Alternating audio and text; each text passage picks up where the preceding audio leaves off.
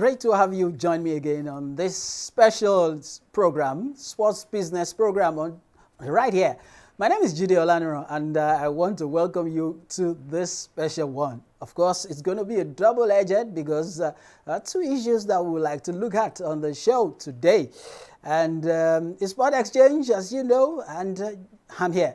And let's get down to serious business. On today's show, we'll be taking you through some of the news that are breaking as far as sports business is concerned on the continent of Africa as well as Nigeria. And of course, we'll also be zeroing on issues that has to do with Nigeria. Yes, and how to get better and to make sure that the sports business ecosystem works for everyone and it's fit for purpose. Because if there is any sector that produces or that employs a lot of young people, then it is the sports sector. So we should continue to shape the conversation as well as improve the kind of service delivery that we get as far as sports is concerned. So let me quickly go on this short break, and when I return, I'll take the news, and right after that, I will hit the dugout segment.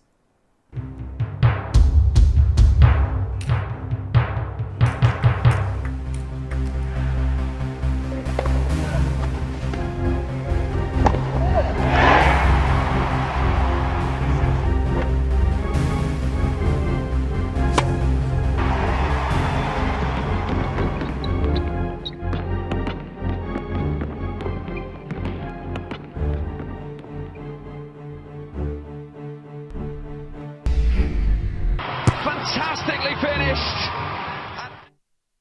Welcome back, straight to the business. One of Nigeria's top betting company, BetKing Nigeria, has announced as the official sponsor of all para sports during the forthcoming National Sports Festival to be hosted by Delta State.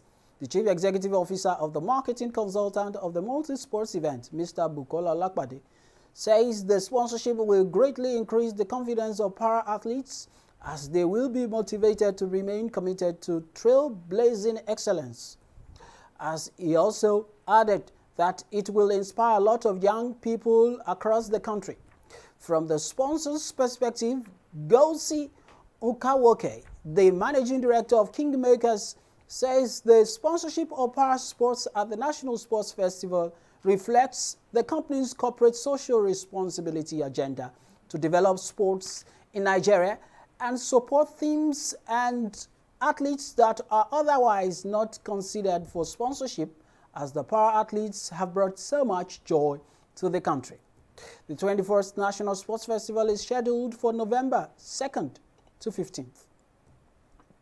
Meanwhile, the marketing consultant also announced Premium Trust Bank as the official as the official banking partner of the National Sports Festival.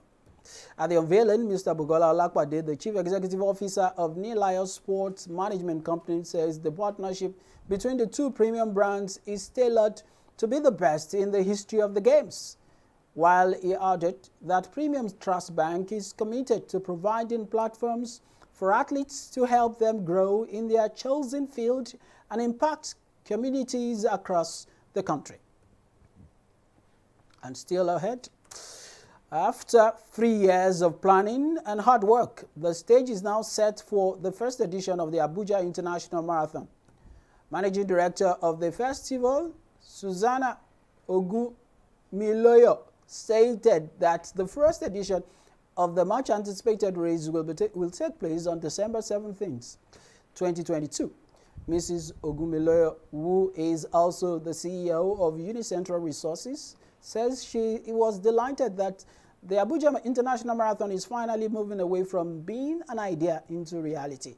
She appeals to all residents of the Federal Capital Territory and Nigerians in general to join hands with Unicentral to ensure that the race measure up to a global standard, and also the FCT, it sells the FCT and Nigeria to the world as a tourist destination, a place to invest and do business.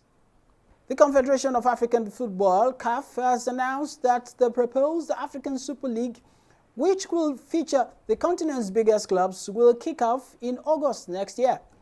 CAF President Dr. Patrice Motsepe confirmed that the competition, which with prize money is $100 million will be launched in August 2022 in Tanzania. Motsepe revealed that the CAF Executive Committee has resolved to go ahead with the competition, adding that details including the official name will be unveiled at the launch event.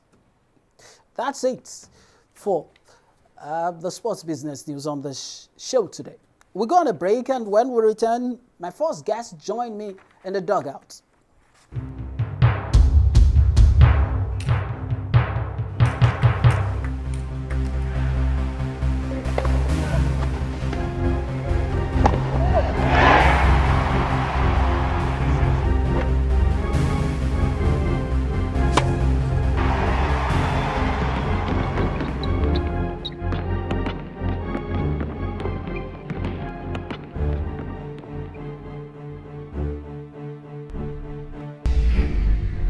Fantastically finished. Yes, welcome back. Straight to the business of the day. Nigeria basketball has recently been riddled with so much crisis, and it is affecting the fortune of the game in the country. So, just of recent, also we had a moment of respite from the government, even after the government had withdrawn from basketball globally. But it's good to know that at the announcement, it has shown that things are beginning to shape up again. So let's talk about this crisis and the way forward. Joining me to look at this is the head of sports, the Temple Company, Adedami Adedotun, who, by the way, is also a sports business and finance expert too. Adedami, thanks for joining me on the show. Hi, Jide. Thanks for having me again. It's always a pleasure to speak with you about the business of sport. So I'm glad to be here. Thanks for having me. I know that you're a passionate sport lover, but your love for basketball is noticed by some of us anyway. But let's talk about the crisis. And just a few days ago, there was a moment of respite coming from the government after the government announced that it was pulling out of basketball globally at some point. But now that the decision has been rescinded and we are looking at organizing our house, so to say. Now, there are many, should I say, yes, a lot of damage has been done, and one of it will be about the business plan of how the executive running the game should look at the way to salvage the situation. What do you think we should be looking at now? What are those things that are paramount? Okay, fine. So it's a good thing that the government has rescinded on its decision to withdraw from international tournaments. But like you said, what we should be looking at now is what made the government announce, make the announcement in the first place. Why was it? Why did we get to that point where government decided to withdraw the national team from international tournament? And things would go back to corporate governance. Would go back to how basketball is run in the country. We'll go back to athletes and talent development programs. Because if you read the statement that the government released when the announcement was made, those are the key points they touched on. They touched on elections into the Basketball Federation and the crisis that started in 2017. They talked about the state of the professional league, and they also talked about the fact that we've not had proper talent development over the years. So now that we are back in the international scene, these three things are things we should still look at and find a way to solve. And a robust review of our corporate governance structure for national federations would help. A strategy about the reposition of professional basketball in the country will also help. And a proper development of a talent and athletes identification and development plan would also help. So I think those are the three things that we still need to address, even as we're back into the international scene. We still need to address those things. Otherwise, this problem will repeat itself. let me ask you, now that it appears that at home now, the executive committee of the Nigerian Basketball Federation has been recognized. Now they need to put their house in order. If you were to build a strategic plan for them, what should be the next thing if by the time they start looking at putting their house in order? Okay, fine. That's a very important question. And for me, my opinion about and my stand about professional sports. The first thing is, how do we separate the professional business, the professional side of sports, to the developmental side of sports? And that's the first thing that the federation and the executive members of the board need to understand. That look, there's a big professional sports itself is a commercial entity. How do you separate it from your developmental activities, from your amateur activities, from your talent development activities, and from your national team events? So I think the first strategy would be that separation to allow the professional to be run by people with expertise. And like I said when I answered your question, the first question is there is a need for a review of corporate governance. And one of the corporate governance code is that separation of the board and the executive team. So we have a board of the National Basketball Federation board that's there. We need to have a management team with the right expertise. You understand? Legal team, marketing team, business development, strategy to now drive the commercial part forward. An example is the NBA. The NBA is a different entity from USA Basketball. One handles amateur basketball and national team, while the other handles professional basketball. So I think that's the first step we need to do to separate those organs so we properly move forward. And after that, we can now develop a proper talent identification and development program. So we go back to grassroots to identify those talents. We create a pipeline for them through underage tournaments to further develop them and mold them into the league. Because it is from your league you now start to look for players that can ultimately represent the country. So in my opinion, the first two things I think the federation should do is to create a strategy to separate professional sports and also develop a talent development plan. All right. I know, of course, this is the last question I need to ask you before I let you go now. What do you suggest the Nbbf do to make sure that they maintain a cordial relationship with the government side of things? There is the Ministry of Sport there, and it appears that at some point it was looking like an interference. How should we manage this relationship going forward? Sadly, with the way sport is globally, there will always be involvement, and it's the reality. So we can't shy away from it. It is just to find a way to properly manage our relationship.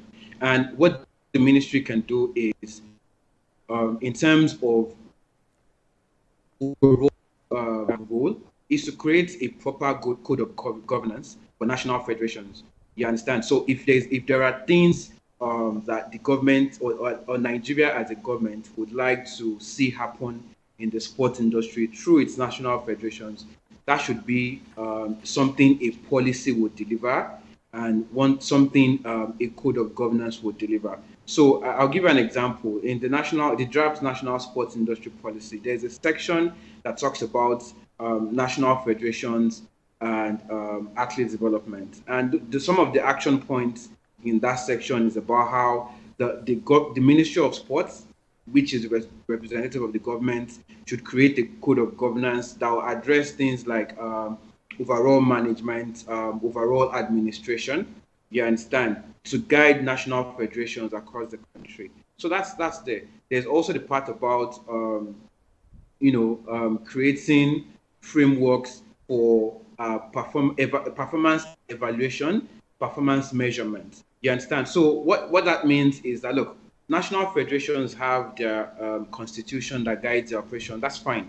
But there is an outlook that the country wants in terms of where sports is and where sports should be.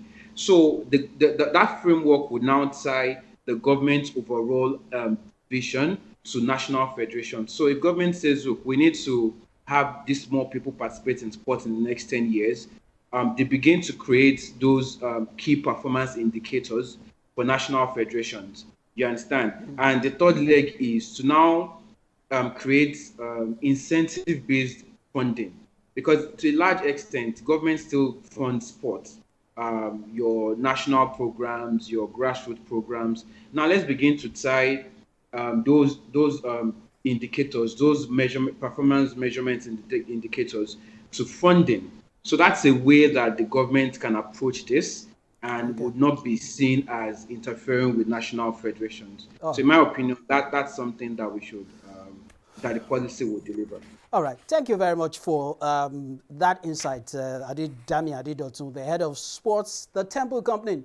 It's always a pleasure having you. I hope we can continue this, but because of time, we will have to drop it here and some other time. Thank you very much for joining me. Okay. Yes, we are moving on the show. Up next is stadium management and our maintenance culture. We need to talk about this. That will be after this time out.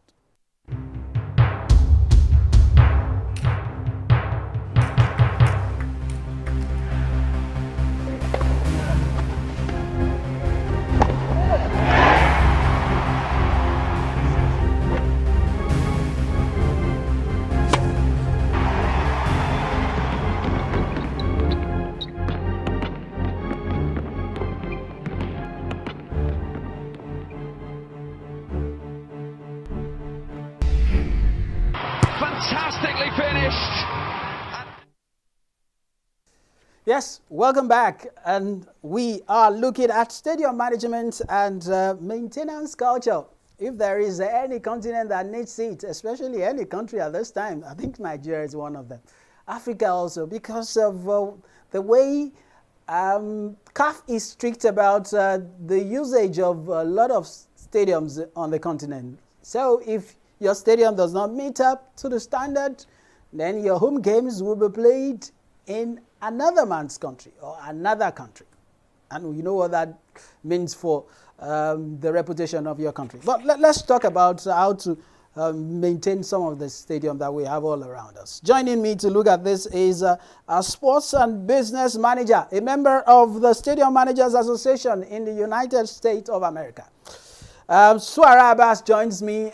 And Suara Abbas, thanks for joining me. How are you doing? And how is the United States today? Well, it's fine. It's pretty hot out here. Really, really hot. And it's quite difficult to deal with. A lot of people are enjoying the summer, but definitely not me. I like the winter better. All right. Okay, let's get down to the business. We're looking at stadium management and maintenance culture. And very soon I know that some of you will come back home to teach us how to do it. But let's look at how CAF is going about its business these days. If your stadium does not meet the standard, that means you have to find another home ground. And right now, if you look at, using Nigeria as a case study, about just one, if you are to play any international game now, you just have two stadiums that could meet up. Maybe the National Stadium in New York, that's Akwa Ibom State, which you're familiar with, as well as the National Stadium, the Abiola Stadium, the MKO Abiola Stadium. How do we get out and get running and, of course, stand to be counted to make sure we have lots of the standard stadium around? Well, first, we can't entirely put the blame on CAF. It's a FIFA standard. You know, recently FIFA came up with a guideline and then sent it to all member confederations, guidelines that put stadiums in the right place. So over time, people have always felt like you need to get good stadium for FIFA tournaments, but no, FIFA has said those stadiums has to be ready for every senior national team games, not just FIFA tournaments. And the guidelines have been sent to, confederations, and FIFA has also said sticking to those rules, to those guidelines is a matter of the confederation and not FIFA anymore. And that is why I think CAF is going out all strong on various nations and member federations. Okay. But then I think it's just the right thing to do. We can have a professional athletes who play out there in Europe, in America, all over the world. only for them to come back to, continental games or international tournament friendly games and play on very terrible pitches, which are bad for the game, bad for their health, bad for the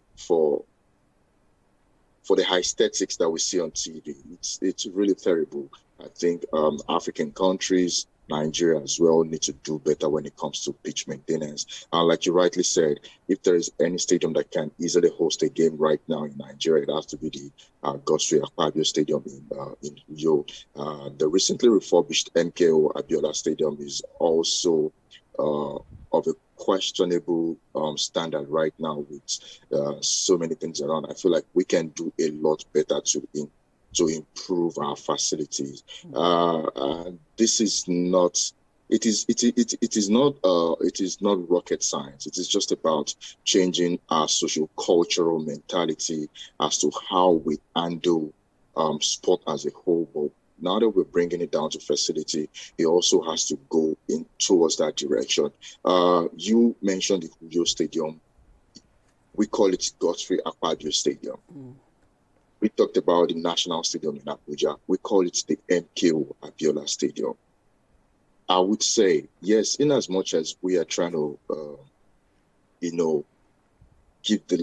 put legacy to some national heroes, make these stadiums a monument for them so that their legacies can always be remembered forever. It is not exactly attainable in the world anymore. We've moved to a point where stadiums are now having naming rights. Sports facilities are having naming rights. They are signing multi-million-dollar deals.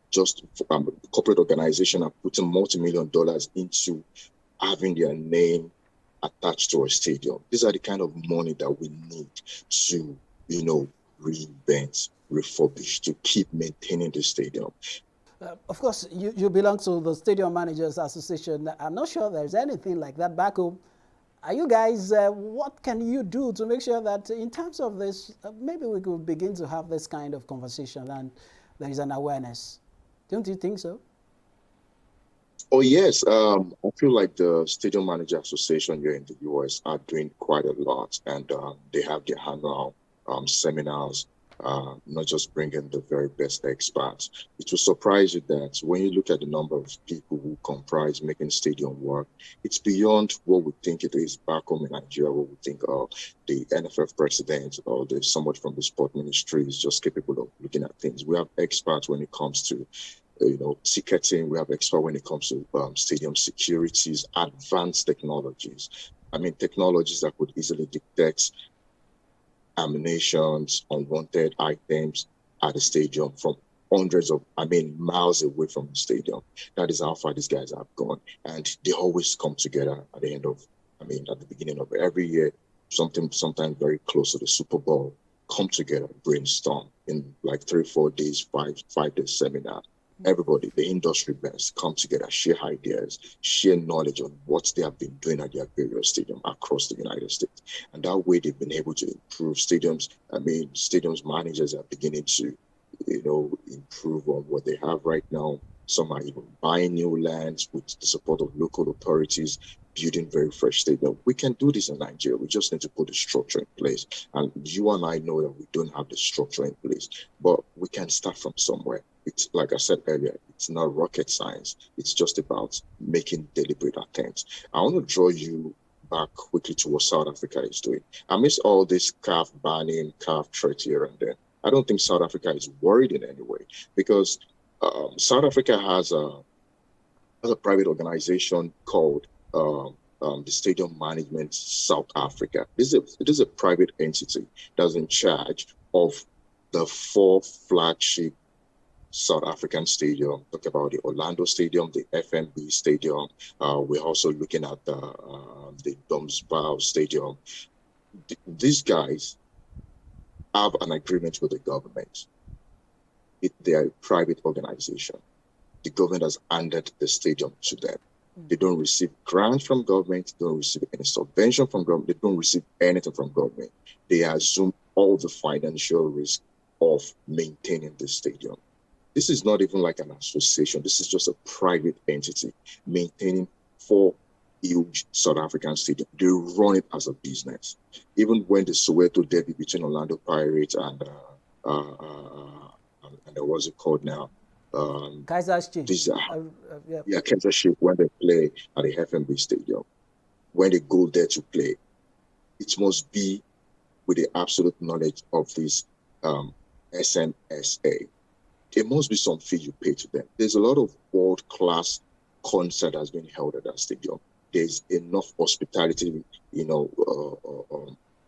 situation that also go around the stadium. There's so many things that they run. They run the business. They run the stadium as a business. They maintain it. It has to be kept. The government has no hand. If any political rally will be held there, they also have to pay. The government have to pay because these guys are assuming all the financial risk, so they need to keep it in place. That is what we can begin to do. Like a couple of years back, it used to be. You know what? I Yes. think I will have to. I had to wake you up very early this morning, and I think we need to stop it here because of time. And I'm proud of what you've been able to tell us on the show today, and I must say thank you.